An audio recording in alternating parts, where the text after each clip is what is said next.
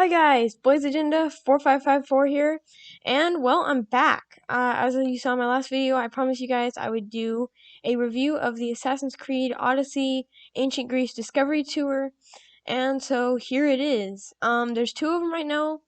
They're free on Uplay. It's Assassin's Creed Origins, and it's an Egypt Discovery Tour, and it's Assassin's Creed Odyssey, and it's the Ancient Greece Discovery Tour. It's just taking the maps from the two games and really utilizing them as an educational um, tool and just something fun to do. So yeah, guys, I will give you gameplay and a review of this game. Okay, guys, Assassin's Creed Odyssey. With the development of the game, they made a huge, extremely detailed map that's really cool to adventure. And so they took that and took away the combat mechanics and like damage and stuff so that you can go through tours, discover Athens, and kind of just go through and explore the world at your own leisure. So they take out all the combat mechanics and damage mechanics and stuff. So really, there's no like time constraints or anything, and you can just adventure through the world at your own pace and learn about ancient culture. And it's really cool. And sometimes I would go to the tours and have a lot of fun just reading about ancient Greece because I'm a history nerd. But also, a big part of the game is just like open world adventuring. And of course, it's Assassin's Creed, so you can climb on just about anything. But it's cool to just climb on top of buildings and run from rooftop to rooftop and just see the amazing architecture and like all the stuff that the developers put into this game. It's just insane and it looks amazing. Also, they have all the fast travel. If you play Assassin's Creed, you know what fast travel is. They have all the fast travel things unlocked so that you can just travel from place to place without having to run all the way across the map, because that would probably take forever. And then, of course, the more stations that you go to, the more skins you can unlock and stuff.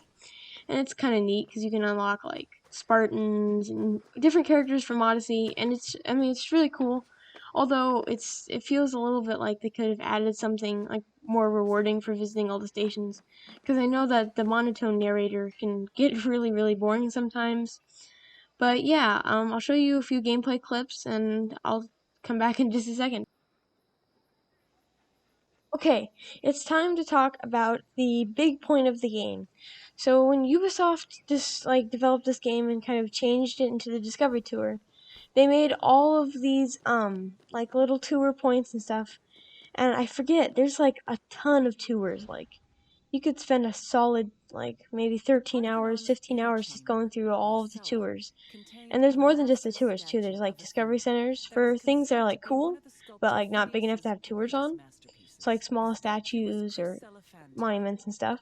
And so really there's a lot of stuff to experience and go through. And if you're willing to take the time out, yeah, there's a lot to go through. There's a lot of content. Also, the map design it's just amazing. They really knocked it out of the park with this one, with all the research they did to make it historically accurate. And like I said here, I'm showing you the map, and then you can see all the fast track locations are unlocked. And just look at the scale of the map though. And then I can show you there's some characters and stuff. This is what I was talking about, where there's like milestones, and if you go to a certain amount of stations, you can unlock certain characters and stuff. And so that's that right there. Also, I love the tours, but my favorite mechanic of the game is being able to run, jump, climb on everything, and really just explore wherever you want, whenever you want. Like I can just, it's like if I feel like going and riding in a boat and just looking at the city from a distance, well, go on a boat and look at the city from a distance. Do I feel like hopping on my horse and riding through the city? I could do that.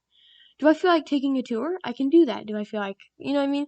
Like it's crazy that you can just, this map is so huge and it's just so fun to just run around and look at the beautiful scenery and climb on everything.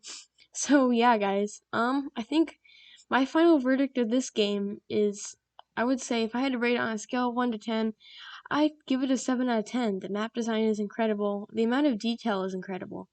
And it's just an amazing game that blew me away. And like I haven't played Assassin's Creed Odyssey yet, but just going through and looking at the map design and stuff makes me really excited to play the full game. And now, yeah, guys, without further ado, I will leave you with some gameplay, and I will see you in the next video. Signing off.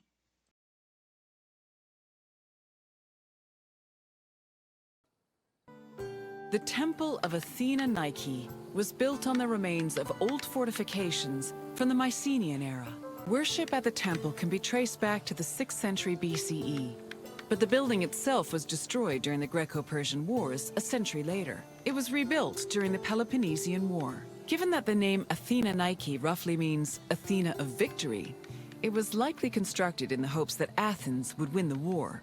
Unusually, the temple depicts historical scenes of battles against the Persians instead of the more mythologically inclined art of other Greek buildings.